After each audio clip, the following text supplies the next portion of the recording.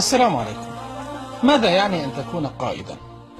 بداية دع عنك تلك الصور الذهنية الخرافية المرتبطة بالقائد، ذلك البطل الهمام العظيم الجسيم صاحب النظرة الحديدية الذي يعتلي جوادا بكبرياء ويمتشق سيفه ويحدق في السماء، ذلك البطل الذي يتكلم فيصغي له الجميع ولا يقاطعه أحد، صوته جهوري وكلامه قطعي لا يقبل المراجعة وقراره حاسم.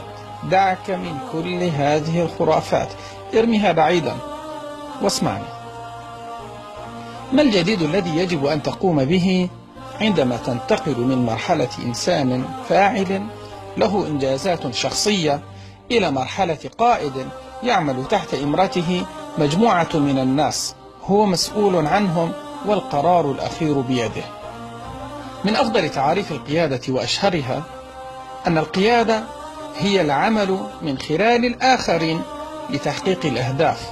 انتبه للتعريف، أنت غير موجود فيه، بل الموجودون هم العمل، الآخرون، الأهداف.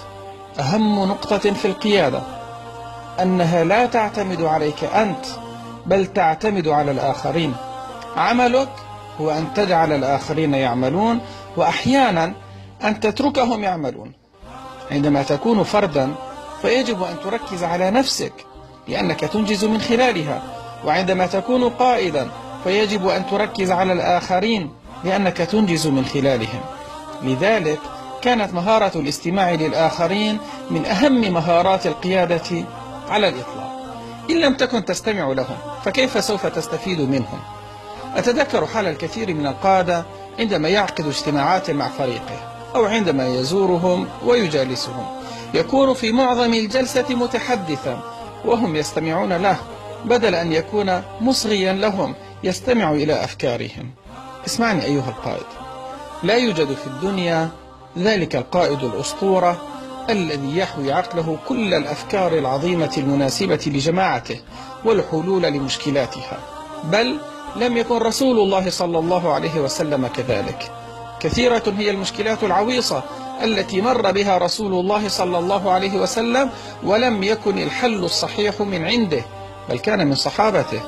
ففكرة أن يعسكر الجيش يوم بدر وهي معركة الفرقان كانت فكرة الحباب بن المنذر، وفكرة الخندق وهي أهم فكرة في أخطر غزوة لرسول الله صلى الله عليه وسلم كانت فكرة سلمان الفارسي، وفكرة أن يحرق رسول الله صلى الله عليه وسلم شعره يوم الحديبية، والتي كانت حلا لمشكلة عظيمة عندما تباطأ صحابة رسول الله صلى الله عليه وسلم عن أمره يومها، كانت الفكرة لأم سلمة.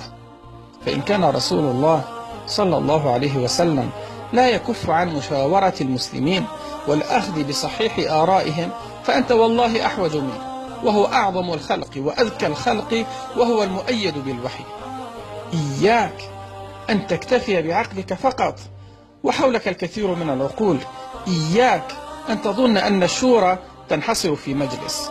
انفتح على أتباعك، اسمع منهم وخذ منهم ما يصلح أمرهم. السلام عليكم.